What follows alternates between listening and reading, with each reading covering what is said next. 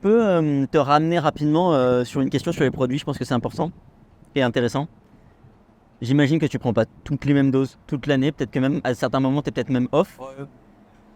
Est-ce que mentalement t'as pas des gros downs? Je sais que c'est assez connu d'avoir des gros downs après une compétition quand tu commences à être off. En fait, le gros down, que ce soit produit ou pas produit après une compétition, c'est que quand tu recommences à prendre un peu de gras, tu t'es vu avec une forme où tu voyais tous tes muscles, tous tes détails.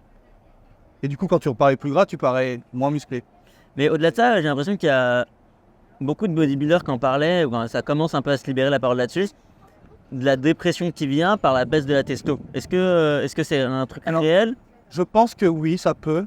Mais après, je sais pas si c'est vraiment la baisse de la testo ou l'après-compète. Parce que je pense que tu peux prendre de la testo après-compète, tes produits étant TRT ou n'importe, ou continuer un cycle. Mais le fait juste de prendre du gras par rapport à ce que tu t'es vu avant, parce que ce qui nous fait vibrer, c'est d'avoir la définition des stries partout. Tu te regardes dans le miroir, du coup, quand tu es plus sec, tu te parais plus gros. En fait, le fait d'avoir un peu plus de rétention d'eau, un peu plus de gras, tout simplement, je pense que rien que ça peut y jouer, en fait. Difficile. Que même si tu te charges toute l'année, qu'après compète, le fait de te voir plus comme sur scène, c'est ça qui te fasse plus de dépression que le... Après, oui, c'est sûr que ça peut y jouer, hein. Ça dépend des personnes et je pense que, comme on disait, ça dépend de ta personnalité. Mais je pense qu'il y a plus ça, le visuel. Parce que c'est comme quand, par exemple, là, j'ai fait des photos, je me trouvais bien, mais pas top pour la compète. Mais je sais que quand je vais les regarder dans 2 semaines, 3 semaines, parce que j'aurai repris du gras et de la fat, je vais me dire, putain, j'étais trop bien. C'était incroyable. Et là, je vais les poster sur les réseaux. Là, j'ai rien posté ces dernières semaines de trop sur les réseaux parce que je me trouvais pas bien, pas top pour la compète. Mais je sais que dans 3 semaines, je vais regarder les photos, je fais, putain, là, j'étais bien, là, j'étais sec, tu vois. Et c'est ça. Et du coup, je suis désolé, la question va être dure. Est-ce que tu as l'impression du coup d'être accro au produit et de pas pouvoir faire sans maintenant? Pour les objectifs, impossible sans. Mais je veux dire, au-delà de ça, est-ce que tu le verrais pour arrêter? Si ma santé se déclinait et que j'aurais pas le choix, ouais. Mais sinon, je pense que je serais en TRT toute ma vie. Parce que j'ai l'impression qu'il y a quand même un truc qui est assez addictif, où beaucoup te disent c'est impossible de faire un seul cycle, et s'arrêter. Ouais. T'as l'impression qu'une fois que tu commences, tu peux pas revenir en arrière, entre guillemets. Si t'as fait les choses plus ou moins bien, ouais. Les gens qui ont fait des cycles et qui n'ont rien fait, qui savent pas manger, qui savent pas s'entraîner, et oui, ils ont pris 5 kilos mais qui ont tout perdu d'après, ils vont dire que c'est de la merde.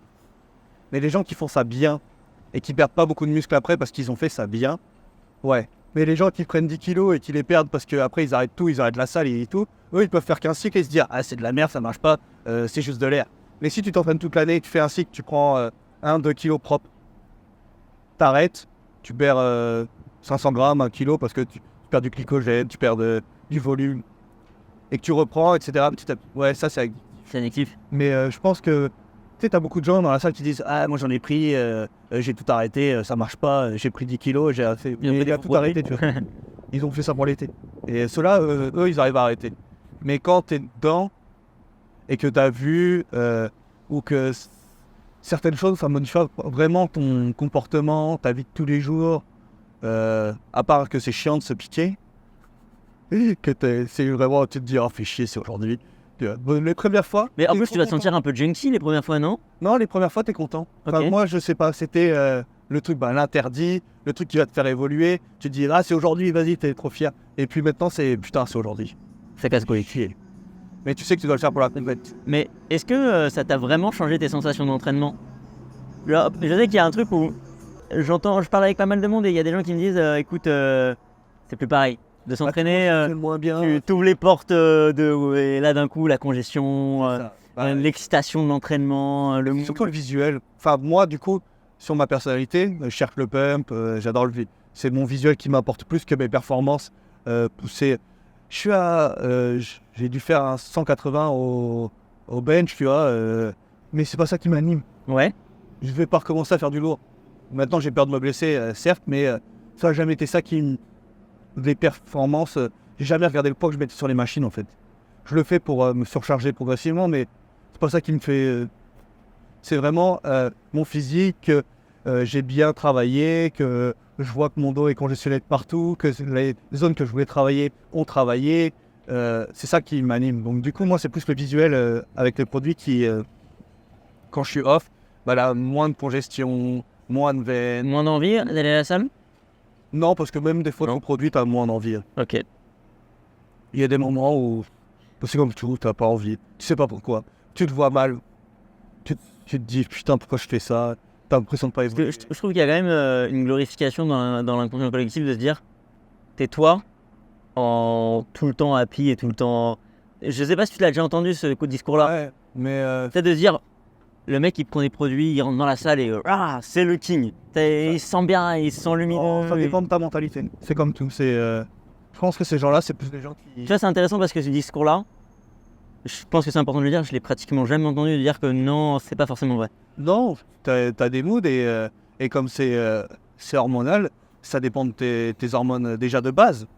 Si ça dépend beaucoup de ta personnalité. Si ta personnalité, ouais, c'est d'être le plus glorieux, le meilleur, qu'on parle que de toi, d'attirer l'attention, ouais, ça va t'exacerber.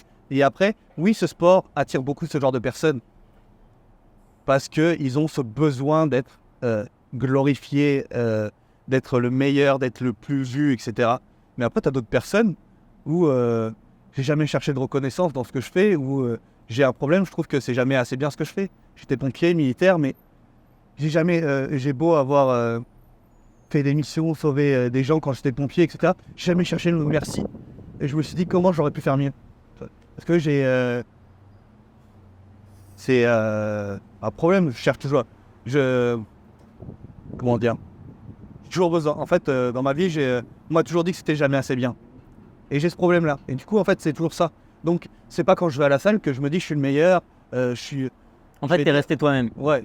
Mais alors, du coup, c'est bizarre parce que. Attends, je comprends pas. Tu prends des produits et j'ai l'impression que si je t'insulte, tu vas pas me casser la gueule. Pourtant, normalement, les bodybuilders, ils sont super agressifs. Tu connais ce préjugé-là, on est d'accord, on en a parlé tout à l'heure. Mais en fait, pour moi, si t'es con, t'es con. Et surtout, ce qui joue le plus, c'est ce que tu vas penser. Ouais. Il y a des gens, ils prennent une testo énantate, ça met 3 semaines à monter, ils se l'appliquent le matin, l'après-midi, ils sont je suis plus vénère, j'ai envie de taper tout le monde. Mec, c'est placebo. C'est dans ta tête. Et il y en a beaucoup, c'est ça. Pour la majorité des gens, je pense qu'il y a beaucoup de placebo sur le fait où ils ont lu les effets que ça pouvait avoir et ils vont avoir tous les effets. Et même des effets secondaires, comme je te disais, si les moments où tu penses à la gynécomastie, des gens qui ont peur de la gynécomastie vont en faire plus facilement que des gens qui s'en battent les couilles. Qui pensent tous les jours, donc tu l'invoques. Qui s'envoient 3 grammes. Mais je pense que, après, c'est comme je dis, quand j'étais plus jeune, je voulais pas aller à l'école, je me disais à 3h du matin, je me réveille, je fais semblant d'être malade. Et à 3h du matin, sans réveil, je me levais et j'allais aux toilettes, je faisais semblant d'être malade et le lendemain, je disais je suis pas bien à ma mère et j'allais pas à l'école. On peut, et c'est connu que le placebo, c'est comme ça qu'on teste tous les médicaments. Hein. Et c'est pour ça que tu peux lire des études sur la testostérone ou sur l'aspirine. Il y a des gens qui, avec un placebo, ont eu les mêmes résultats que des gens sous aspirine ou sous testo parce qu'ils se l'ont dit. À moindre, tu vois, Ouais, bien sûr. mais le placebo, ça fonctionne. Et je pense... Comme le nocebo d'ailleurs, du coup. Ouais. Et je pense qu'il y a beaucoup de gens qui... c'est juste ça, en fait. Ils se disent, je suis sous testo, je suis plus con. Ou l'entourage. Si ta copine sait que tu es sous testo, elle va croire que tu t'énerves plus vite. Alors que si elle le sait pas... C'est ce que tu m'avais raconté. J'ai eu des relations où je disais rien. Et quand je leur... elle savait que je l'ai déjà fait dans ma vie. Mais au début, je disais rien. Parce que c'est... Tu vois, je le faisais comme je le faisais... J'étais chez moi, Sans en parler. Et après, le jour où elles le savent, tu t'énerves plus vite. Non, ça fait 2 mois que je suis en cycle, t'as rien vu. Ça n'a rien changé. Par exemple, j'étais sous traîne il y a 2 mois, t'as rien vu du tout, parce que moi, ça me change rien. Ça me change pas ma libido, ça me change pas mon humeur, ça me change rien du tout, parce que je reste moi-même. Voilà, après, si ça m'arrête d'être plus émotif, parce que je suis quelqu'un d'émotif de base, tu l'as vu tout à l'heure, et ça peut jouer là-dessus. Mais après, en fait, c'est comme on disait, ça exerce ta personnalité. En fait, faut être intelligent, se comprendre Et savoir ce que tu fais. et savoir se moduler aussi. Faut se contrôler, en fait. Se contrôler. C'est comme tout. C'est comme je te disais, on reste des animaux. Si tu te contrôles pas, en fait, c'est l'anarchie. Il y a des gens, ils n'ont pas de contrôle, c'est pour ça qu'ils font des conneries, qu'ils finissent en prison, etc. Parce qu'on reste animal et si tu t'écoutes pas et que tu te contrôles pas sur certaines choses, ton instinct, pour moi, animal... Pour moi, un humain, ça reste un mammifère, donc on reste des animaux. Si tu te contrôles pas sur certaines choses, si tu n'as pas conscience de ce que tu es et de la personne que tu es, bah oui, tu fais de la merde.